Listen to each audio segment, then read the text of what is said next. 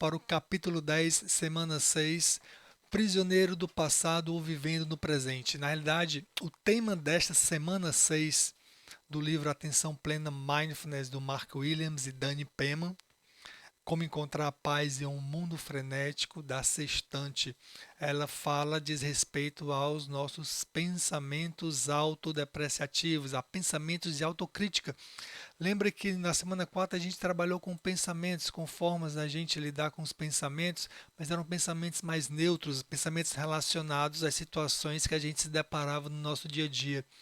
Nessa semana em especial, na sexta semana de um programa de atenção plena, a gente vai trabalhar com pensamentos de autocrítica, com pensamentos autodepreciativos, que nos traz culpa, vergonha, a gente não consegue perdoar, a gente não acolhe nossas falhas, nossos erros e a gente se vitimiza em diversas situações. Esse tipo de pensamento é um fenômeno que é chamado de engajamento doloroso que os autores trazem. Esse fenômeno eles trazem mediante a história de Kate, né? Kate, ela sofreu um acidente com a sobrinha quando ia para um shopping. Depois de alguns dias hospitalizada, estavam tudo bem com ambas, mas Kate, ela ficou com pensamentos repetitivos, autocríticos, né? Padrões de pensamentos recorrentes, sempre negativos e sempre relacionados ao passado, a lembranças principalmente do acidente, e que é muito, né, sabe-se através de pesquisas, que é muito recorrente em quem está em situações de estresse, estresse pós-traumático, de burnout, de ansiedade, depressão. A gente, quando a gente está sob esses problemas de saúde, a gente entra num que se chama de padrão de memória genérica. Então, tudo que a gente pensa atrás, se a gente se lembra, ou tudo que a gente, todas as situações, elas são interpretadas com essa lente de negatividade. No caso da Kate, todas as situações delas começam a ser projetadas ou interpretadas na lente do acidente, na perspectiva do acidente, que poderia ter sido diferente.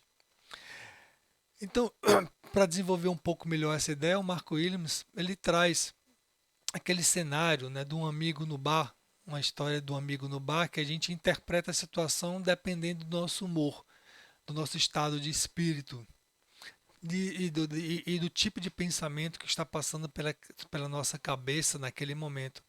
Por exemplo, na mesa do bar que ele traz, assim como ele trouxe do outro lado da rua na semana 4, na mesa do bar você está num bar, no lado está um, uns colegas ou um amigo, você acena e o amigo não acena de volta, vê você, mas não acena de volta.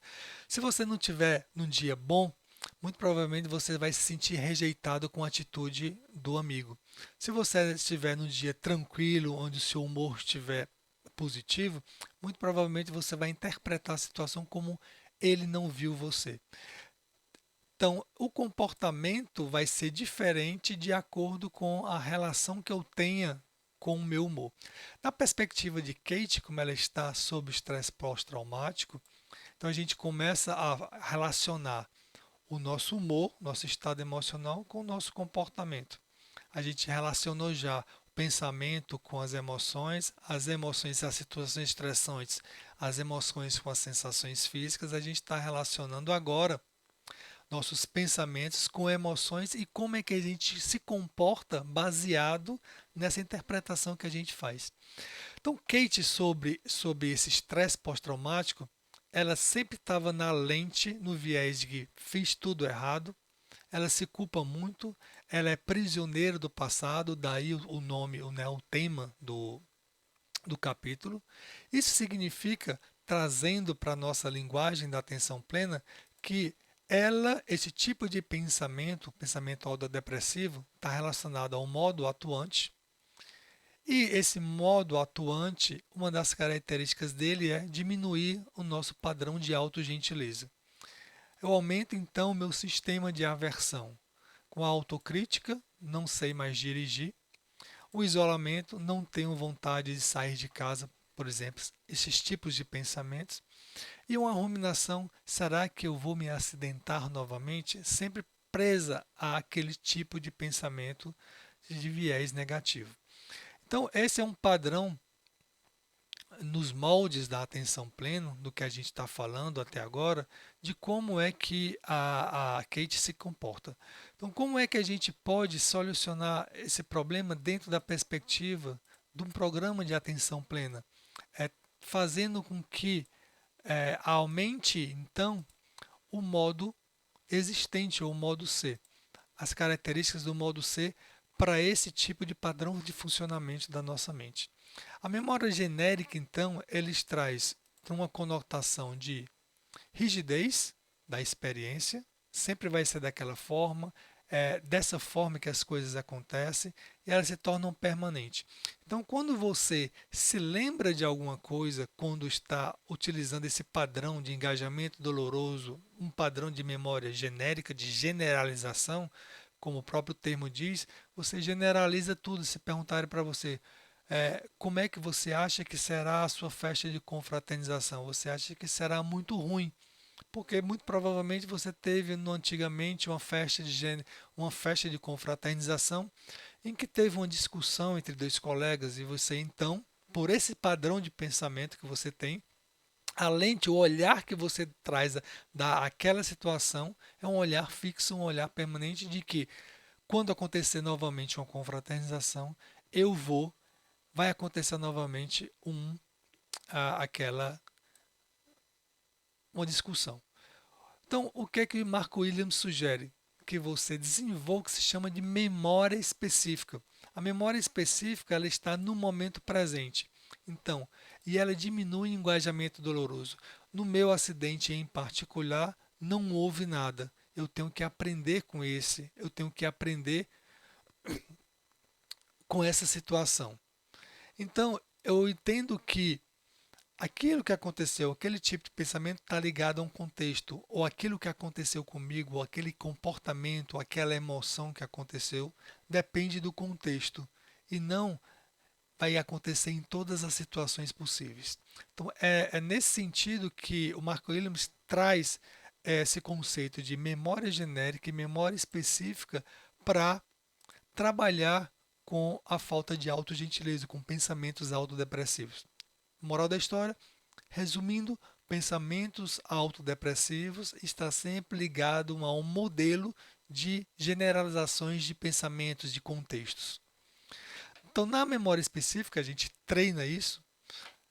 Eu ressignifico o evento, tenho condições de ressignificar esse evento traumático, porque eu começo a aumentar o meu modo existente, o modo C, através do aumento da minha autogentileza ou trazendo um termo novo da autocompaixão.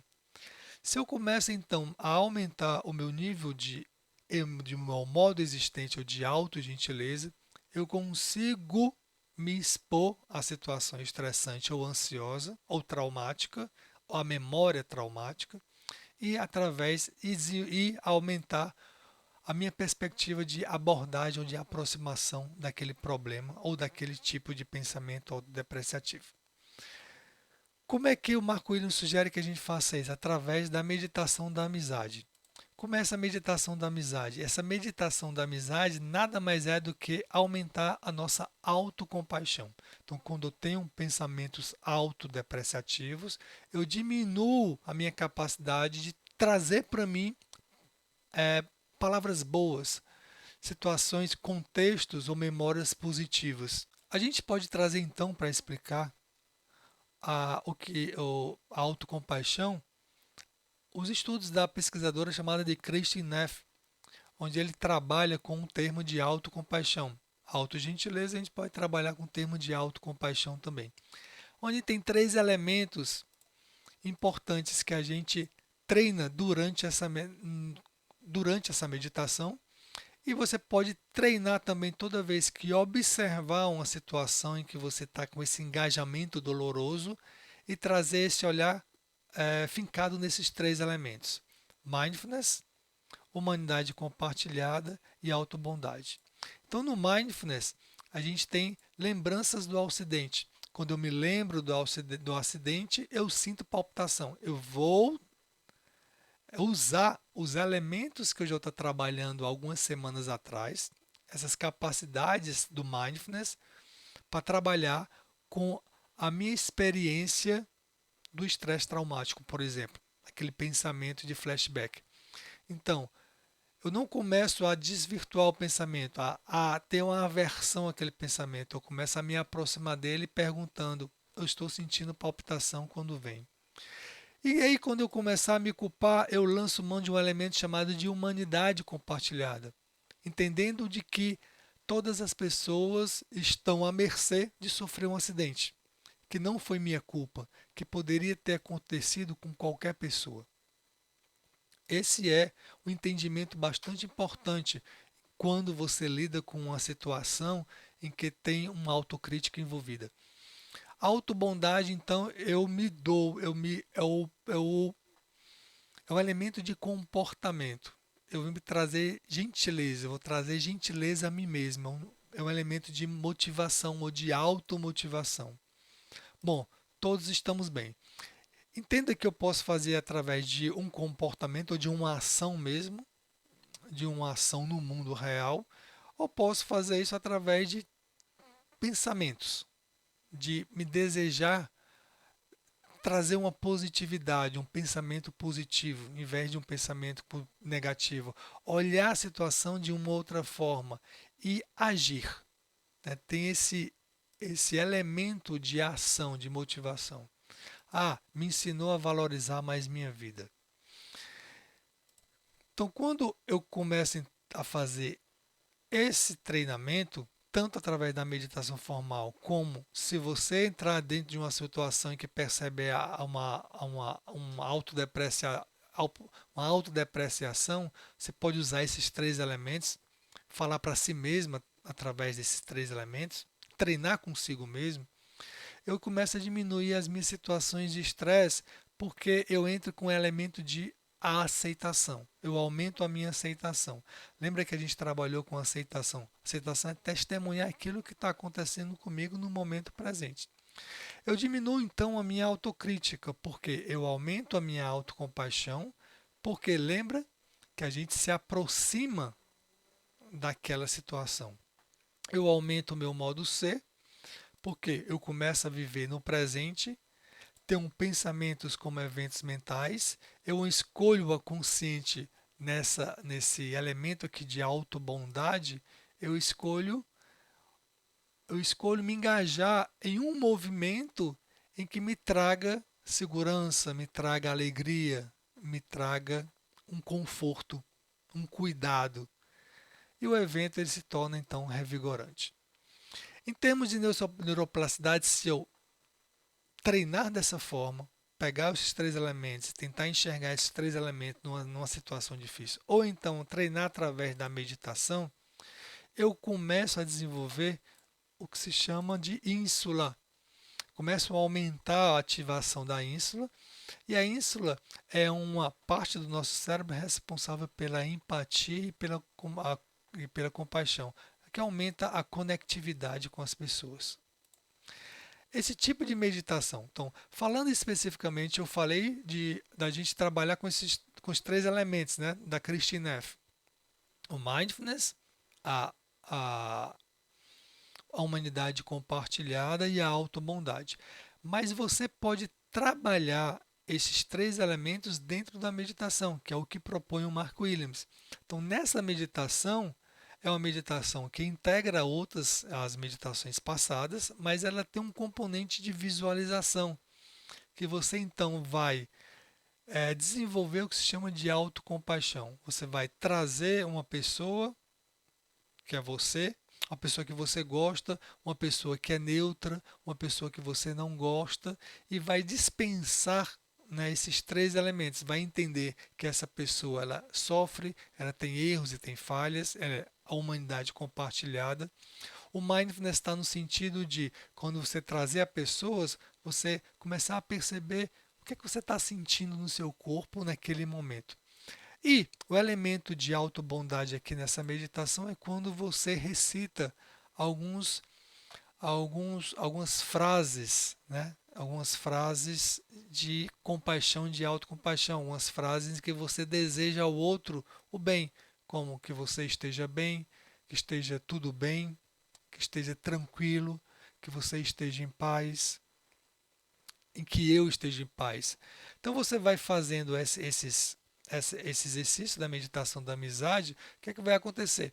Vai começar a aumentar os seus níveis, essa capacidade psicológica de empatia, de você entender o outro, o lado do outro, se conectar com o outro, e da compaixão, porque tem esse movimento de motivação. Você vai ter um componente de motivação para querer ajudar ao outro a sair dessa situação. Tanto o outro como você mesmo. Por isso que é compaixão e autocompaixão. Então, quando o Marco Williams traz como é que você pode trabalhar também com esse tipo de pensamento, já que a autocrítica está relacionada a pensamentos em que te põem para baixo. Anotações mentais, pensamentos mórbidos, pensamentos preocupados, pensamentos que estão me pondo para baixo, você rotular esses pensamentos. Você entender também, trazer aquela mesma ideia de desapego de pensamentos. Os pensamentos não são fatos. O que aconteceu comigo, com Kate, naquele acidente, muito provavelmente pode não acontecer porque agora eu vou ser mais cuidadosa, mas se acontecer comigo novamente, pode acontecer com qualquer pessoa. Então, a gente começa a olhar a situação dentro dessa perspectiva, desses três elementos e trazendo sempre esse componente de autogentileza. Então, nessa semana 6, em resumo, a gente está desenvolvendo, aumentando o componente de autogentileza daquela definição que a gente tem de atenção plena. E observar os pensamentos, deixa aí. Para você aplicar técnicas mais informais, a ideia é que a gente comece a trabalhar com o nosso comportamento, com as nossas ações, trazer em sua vida atividades mais revigorantes, porque como a gente viu, um elemento desse engajamento doloroso é você se isolar. E aí você começa se recuperando e começa a quebrar esse engajamento doloroso, diminuir a força através de fazer atividades revigorantes que te dão a sensação de controle e sensação de prazer também. E uma outra forma é ser gentil com o outro. Fazer com que o outro, você tenha atitudes de gentileza com o outro. Oferecer um presente para alguém, dar um bom dia para uma pessoa, ou você parar no trânsito para uma pessoa passar no sinal. Né?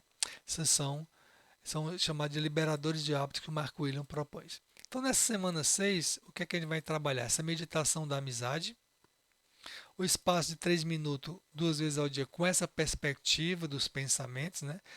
Você vai cada vez mais desenvolver o que se chama do descentramento, que a gente viu isso na semana 4, e trabalhar com os liberadores de hábito.